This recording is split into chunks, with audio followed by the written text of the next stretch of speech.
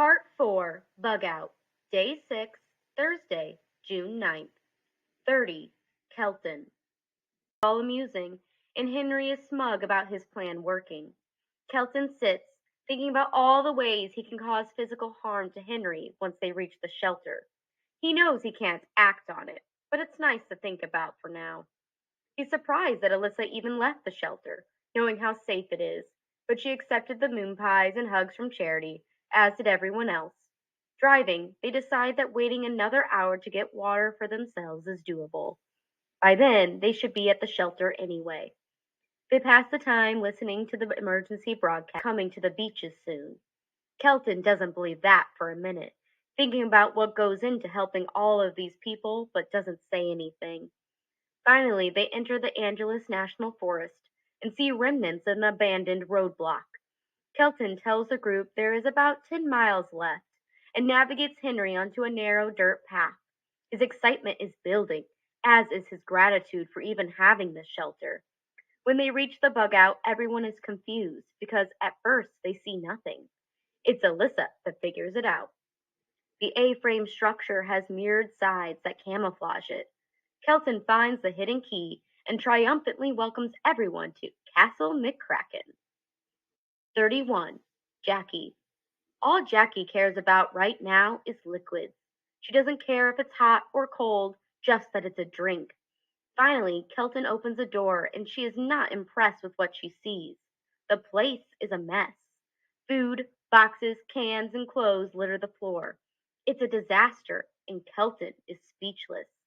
He knows it wasn't a break-in, so what could it be? The realization hits Kelton as he's rummaging through empty cabinets.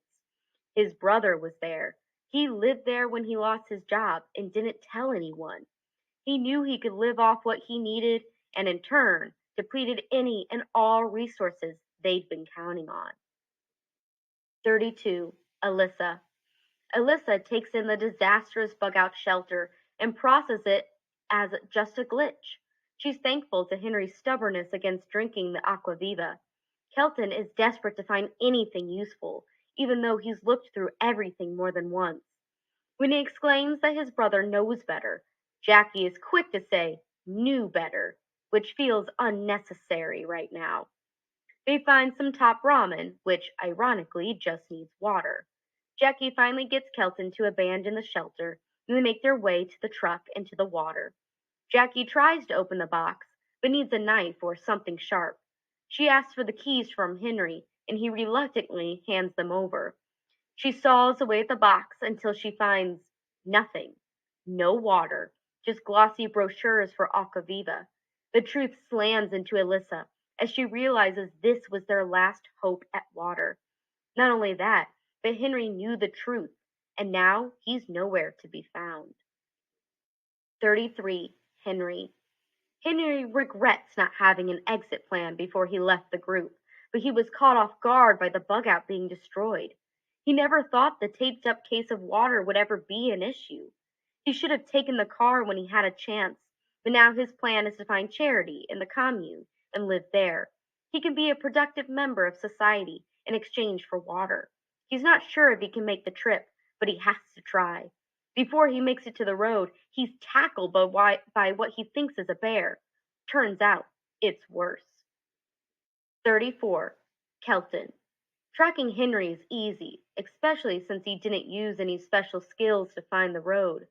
Kelton tackles him and pins him to the ground, practicing a move on his windpipe he's seen in demonstration videos. Henry's almost out of air when Alyssa yells at Kelton to stop, and he does. Henry is lying limp on the ground and Kelton lets go of him. Garrett and Jackie aren't far behind. Jackie pulls out the gun and points it at Henry, itching to kill him. Alyssa tells her to stop, that killing him won't solve any problems. As Henry is groveling for his life, Jackie still has the gun pointed at him, and Garrett tells her to do it, that he deserves it because of his betrayal. Alyssa is horrified at her brother. Henry wets himself, and Jackie looks surprised, fires the gun into the sky, releasing her anger there instead of Henry. She storms off, and Alyssa has Garrett follow her. When it's just Henry, Alyssa, and Kelton, Alyssa asks why.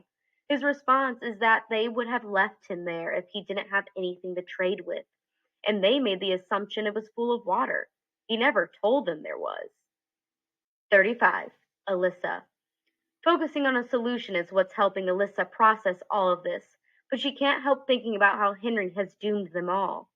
They bring Henry back to the shelter and bind his hands. Garrett uses the excuse of conserving energy to sit quietly by himself in the corner, clearly upset. Alyssa throws around the idea of going back to Charity, but Kelton has a different idea. He thinks they should head to the San Gabriel Reservoir because the water is there for the firefighters. It's one of the reasons his dad chose the location of the bugout shelter. It will be approximately 10 miles from them, but off the main road. No one wants to say yes because it could be dangerous, but it's clear it's the only choice. Surprisingly, Jackie gives Kelton his gun back, saying she doesn't trust herself with it. She'd rather he be responsible if something were to happen. As they look around for anything to eat, the group finds themselves laughing at a joke Jackie made, and Alyssa is just happy she's able to still laugh at something.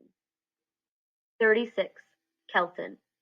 Kelton is upstairs in the bedroom he and his brother were supposed to share. He can smell the faint sour smell of his brother's sheets, reminding him of Brady's room at home. This is the last time he will smell that. He decides to take Brady's comic books. Not that he has room for them, or even wants them, but it feels right.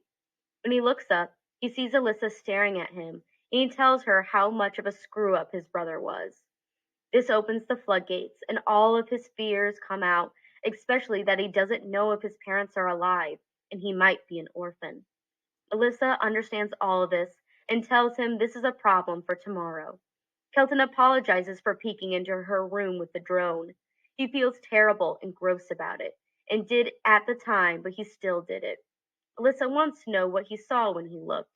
He tells her she was practicing a lip syncing dance in the mirror, and he was in awe of her doing something that might make her look like an idiot. She tells him she did feel like that, but she did it anyway.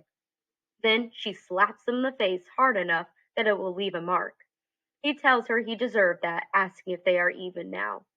Alyssa says no and kisses his cheek. Kelton shakes his head, thinking he's never going to understand girls.